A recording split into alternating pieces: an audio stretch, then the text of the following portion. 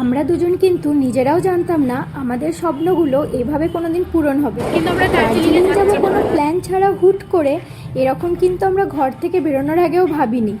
আগের ভিডিওতে সোনাদার পেট্রোল পাম্পের যে কথা বলেছিলাম, ওই পেট্রোল পাম্প থেকেই সোজা রাস্তায় দার্জিলিংয়ের উদ্দেশ্যে আমরা রওনা হয়েছিলাম। এখন আমরা বেরোচ্ছি ছোটবেলার বইয়ের পাতায় পড়া সেই ঘুম রেল স্টেশন। হ্যাঁ, আগেও দার্জিলিং এসেছি, কিন্তু জীবনের সবথেকে নিজের মানুষটার সাথে লং ড্রাইভে এইভাবে আসাটা, এটা তো একটা আলাদাই ভালো লাগার ব্যাপার। প্রত্যেকবার পাহাড়ে উঠে পাহাড়ি রেল স্টেশন দেখি, ট্রেন লাইন দেখি, কিন্তু ট্রেনের আর দেখা পাই না। ধীরে ধীরে আমরা যেন মেঘেদের রাজত্বে পৌঁছে যাচ্ছিলাম। ওহো, দেখলে তো, অবশেষে ঈশ্বর এই ইচ্ছেটাও পূরণ করে দিল। ওয়েলকাম টু দার্জিলিং লেখা গেটটা পেরোনোর সময়ও কিন্তু আমরা বলছিলাম দার্জিলিং কিন্তু আমরা যাচ্ছি না। তারপরেও দার্জিলিং আসা, রাস্তায় টয় ট্রেন দেখতে পাওয়া, সবই তার ইচ্ছা। এসেছি কত বছর আগে বলতো, 12 বছর।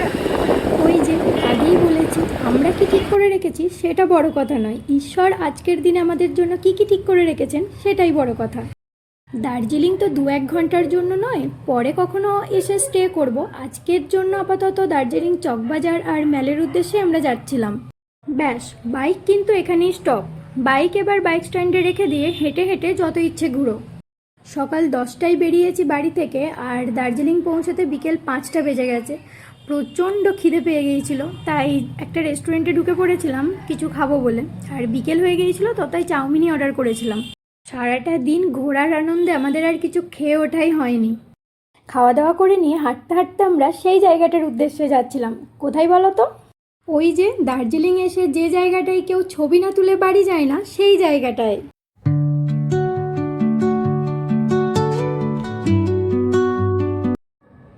এই যে সেই জায়গা। আমরাও স্রোতে গা ভাসাবো না তা কি হয়? ওখানে তো মানুষজন রীতিমতো লাইন দিয়ে ছবি তুলছিল। আমরাও ওখানে ছবি টবি তুলে নিয়ে এই যে দার্জিলিং মল রোড, যেখানে ট্যুরিস্টরা লাগেজ নিয়ে কিছুক্ষণ রেস্ট নিয়ে তারপর হোটেলের উদ্দেশ্যে যায়। দার্জিলিংয়ে অনেকটা সন্ধ্যা হয়ে গিয়েছিল, তাই বাড়ি ফেরার একটা তাড়া ছিল। আর দেরি না করে এবার আমরা বাড়ির উদ্দেশ্যে বেরিয়ে পড়েছিলাম। আমার ভিডিওগুলো যদি ভালো লাগে একটা লাইক, কমেন্ট, শেয়ার করে দিও। সবাইকে টাটা।